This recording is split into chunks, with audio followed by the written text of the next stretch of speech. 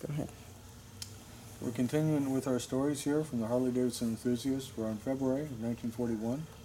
This is a 12-page volume. We have a beautiful original paint 41 in back of us. And remember, when this was written, this was a brand new motorcycle. So we shall continue from the club mailbag. We'll go up with this picture here. It's got a beautiful golden sidecar here. And it's a flathead something.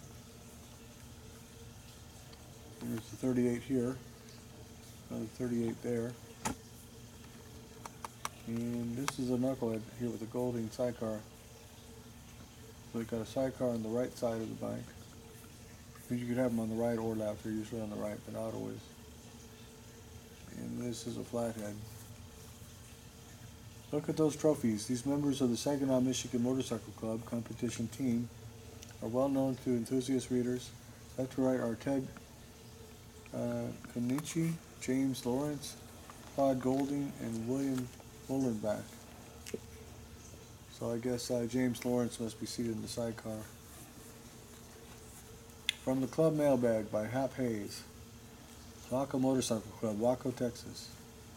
You know, the place they just shot them all up. Said, oh, they must have been fighting each other as they killed everybody. That's the cops for you. During the month of December, things were a little quiet on account of the bad weather in the Christmas season. However, a surprise walk-in party was pulled at the home of Mr. and Mrs. Barkus Knowles on the night of December 9th. You should have seen Barkus when we came in. The annual Christmas party was held at the clubhouse at Lake Waco on December 20th. It was a swell time for everyone. That's all for now, but we will see you with our regular monthly newsletter next month. Boyd Graham, Assistant Secretary. Windy City Motorcycle Club, Chicago, Illinois. We just completed our turkey run and dance a short time ago. Both were very successful and will not soon be forgotten. Recently, we held our election of officers with the following results. Al Parks, President; Oscar DeVos, Vice President and Referee; Jerry Rago, Treasurer; Harry Shahagian, Secretary; Bob Lang, Corresponding Secretary; and Ed Rayners, Road Captain. Bob Lang's Corresponding Secretary. Tri-State Ramblers Motorcycle Club, Mingo Junction, Ohio. James William Wagner, youngest member of our club, has been presented with a trophy designating him the winner of the 1940 activity contest conducted by our club. Winner of second place and also a trophy is Paul H. Wagner Jr., elder brother of James. Both were Mingo Junction boys. The awards were presented Wednesday night, December 11th, during the annual banquet, semi-formal dinner dance of the Ramblers at Steubenville, Ohio. Heading the speaking program was Reverend Roy B. Connor of the Brilliant Presbyterian Church, Brilliant, Ohio. Others who addressed the gathering were Safety Director T. Schilling of Mingo Junction and the Patrolman William Pasjanen, I think, Paajanen, of the State Highway Patrol. The program of entertainment included songs by Shirley Freeland, accordion selections by Marion Kiyosaki. Accordion selections. They were a swell time. That was upscale. That was cool. And group singing with Danny DiNicola at the piano. More than 70 club members and guests attended the banquet and dance. Emmy Tomey, Secretary. Now, a note on this. This is the last real period of time. This is pre-TV. TV came out in the early 50s. Pre-TV, and especially pre-radio, you were the life of the party if you could play the piano or an instrument and sing and get everybody dancing and singing with you. That was the shit. You were the happiest, coolest dude around. You had an accordion and get up and play, or a banjo or a piano or anything, and people would dance and sing and clap, because that was entertainment, man. That was better at that time than going to the movies with all your friends. That was what people did. Saskatoon Motorcycle Club, Saskatoon, Canada. Well, gang, here we are again. Another report from the enthusiast north of the 49th. We sure wish we were in your shoes for at least one day a week. The snow is several feet deep and the thermometer is hovering around the 30 below zero mark. 30 below zero. Toasty. It probably won't go above zero for another couple of months. We cooperate in painting and overhauling our motorcycles here, In that way, we learn a little about the mechanism. In recent months, everything has gone up considerably in price, but oil and gas are still, let's turn to page 14, regular. Gas costs 35 cents a gallon, and oil is 60 cents a quart. 60 cents a quart, that was a lot of money. Our club dance on Friday, December 13th, wasn't much of a success. An epidemic of influenza struck this area a few days before the dance, and most people were afraid to go out. It really was a healthy thing to do, though, even if we did lose all we made on the first dance. We weren't downhearted, so we did have a good laugh at our misfortune. We do guarantee a wonderful dance that will really wake this town up the next time. D. Wood, Vice President. Louisville Motorcycle Club, Louisville, Kentucky.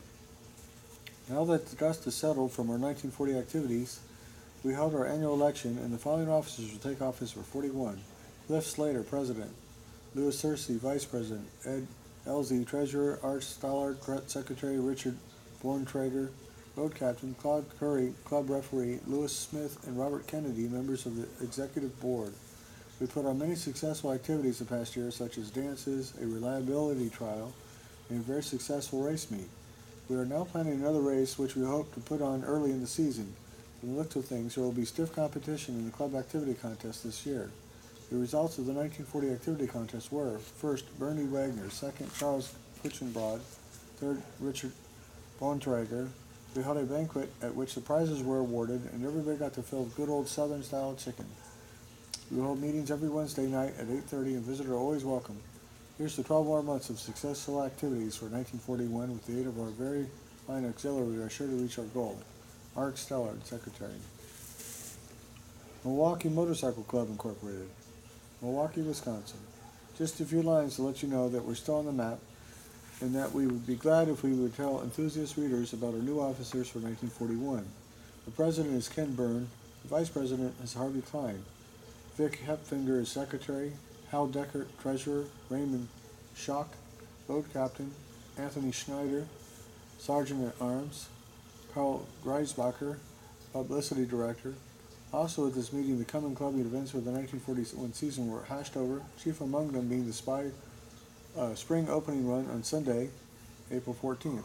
The annual Memorial Day Race Classic we held at the Cedarburg Fairgrounds. The Badger Derby will be staged on August 10th and 11th, and October 27th we will hold our annual Turkey Run.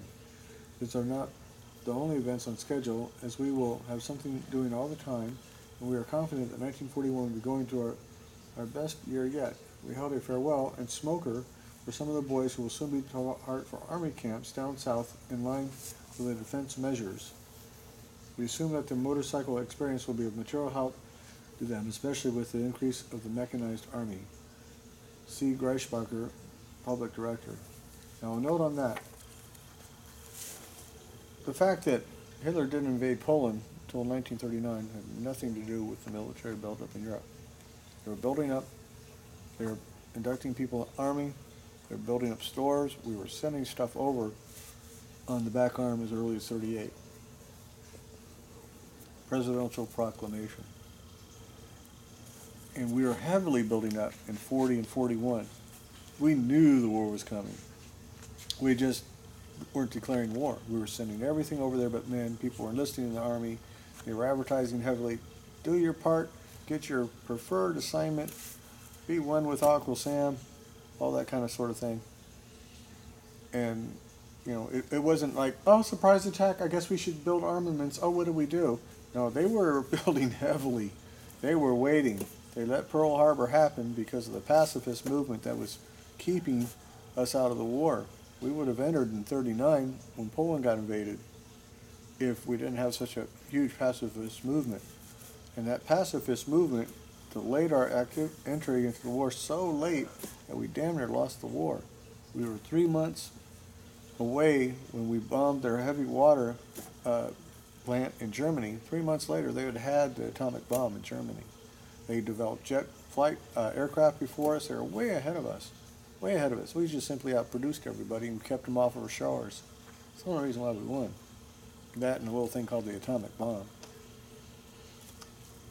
But, you know, that was sometimes politicians trying to do the best for the masses is not the best for the masses. So, which unfortunately, that has brought us to our present state, because they think they know better, and they know better what's better for their pocket at this point. Midnight Riders Motorcycle Club, Riverdale, New Jersey. Just a few lines to let all you riders know that we're holding a big Eastern State Championship endurance run in conjunction with the Hudson County Motorcycle Club, April 20th. We expect this to be the biggest event of this district. Riders from neighboring clubs are invited to come over and try their skill. We'll be looking for you. I've been on the computer all day, so my eyes are kind of fuzzy. But I'm trying to read this exactly word for word, because the language back then was very different from now. And so sometimes I automatically correct it, so that's why I'm double reading stuff. Baker Motorcycle Club, Baker, Oregon. We're an up-and-coming club that would like to make its way into the Enthusiast Club section for the first time and get acquainted. Although our club is a new one and comparatively small, we're as active as they come. A few weeks ago we rode to Anthony Lakes, playground of Eastern Oregon. A few weeks before that we rode to Ontario, Oregon, for a basketball game.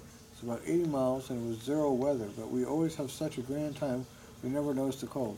These boys are out riding in 0 degrees. They're riders. Oh boy. I wouldn't even want to take my truck out in 0 degrees. Hey.